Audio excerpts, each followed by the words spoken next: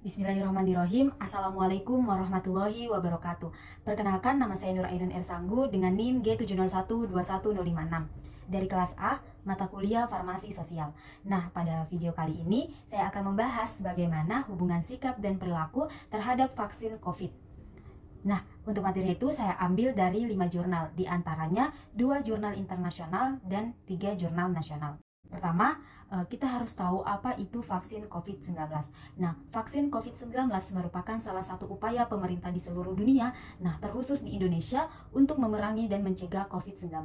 Tujuan dari vaksinasi adalah untuk mengurangi atau memutus rantai penularan COVID-19, serta menurunkan angka kesakitan dan kematian yang disebabkan oleh virus COVID-19, sehingga mencapai kekebalan dan melindungi masyarakat dari COVID-19, serta melindungi perekonomian negara Indonesia.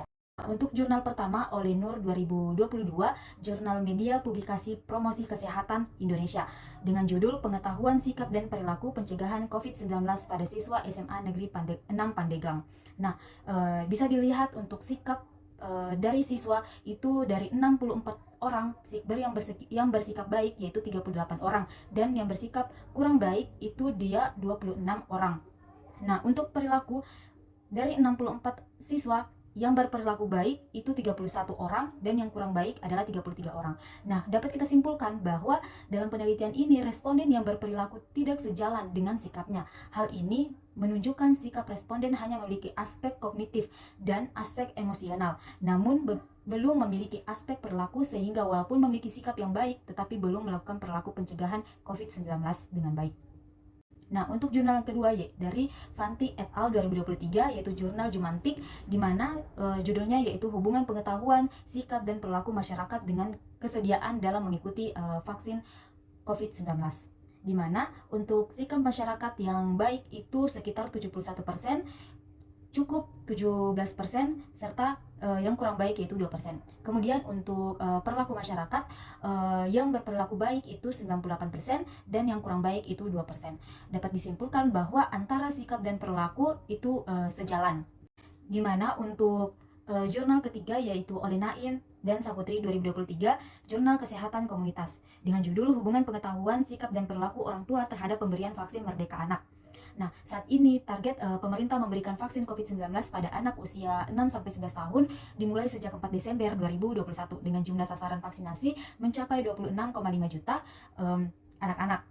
Pemberian vaksin COVID-19 pada anak sebanyak 2 kali dengan interval minimal 28 hari menggunakan vaksin COVID-19 Bio Farma dan atau Coronavac.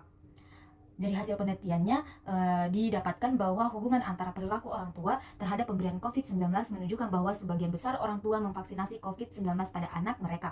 Namun beberapa orang tua tidak memvaksinasi anaknya, dan sebagian hanya memvaksinasi dosis pertama. Sedangkan untuk hasil sikap orang tua menghadapi COVID-19 itu masih kurang. Hal ini dapat ditunjukkan bahwa anak masih belum mengikuti protokol kesehatan seperti menjaga jarak, memakai masker. Sikap orang tua juga ditunjukkan melalui pandangan yang menyimpang tentang vaksinasi, sangat terkait dengan informasi yang salah tentang risiko yang ditimbulkan oleh vaksinasi. Nah, membuat orang tua percaya pada konspirasi. Untuk meningkatkan penerimaan vaksin, penting untuk memberikan informasi yang memadai kepada orang tua tentang risiko dan keamanan vaksin, serta memberikan bukti kuat tentang kemanjuran vaksin tersebut.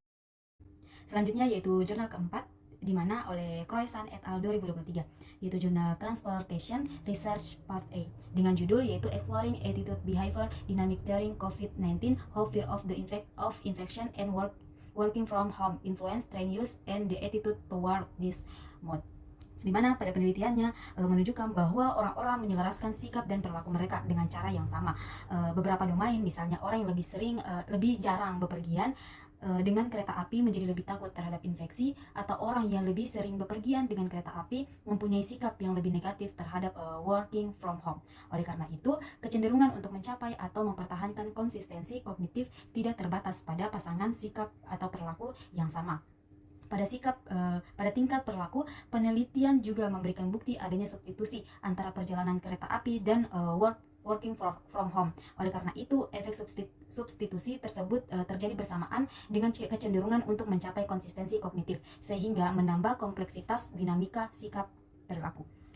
Untuk jurnal yang kelima yaitu dari Adamus et al. 2022, Jurnal Akta Psikologi dengan judul Fear Trump the Common Good, Psychological Antecedents of Vaccination Attitude and Behavior. Di mana pada jurnalnya itu menunjukkan bahwa perilaku vaksinasi dan sikap anti vaksinasi berkolerasi dengan pendidikan, status perkawinan, dan konservatisme atau liberalisme. Dengan kata lain, masyarakat yang menikah dan lebih liberal dengan pendidikan tinggi menunjukkan sikap yang lebih positif terhadap vaksinasi dan cenderung lebih sering mendapatkan vaksinasi. Selain itu, sikap anti vaksinasi diungkapkan oleh masyarakat dengan jumlah penduduk yang tinggal dalam satu rumah lebih banyak, sedangkan perilaku vaksinasi berkolerasi positif dengan usia. Nah, berikut ini untuk lampiran dari jurnal-jurnal beserta dengan akreditas cinta. Baik, terima kasih. Mungkin hanya itu saja yang bisa saya sampaikan. Lebih dan kurangnya saya mohon maaf. Wabillahi taufiq wal hidayah. Wassalamualaikum warahmatullahi wabarakatuh.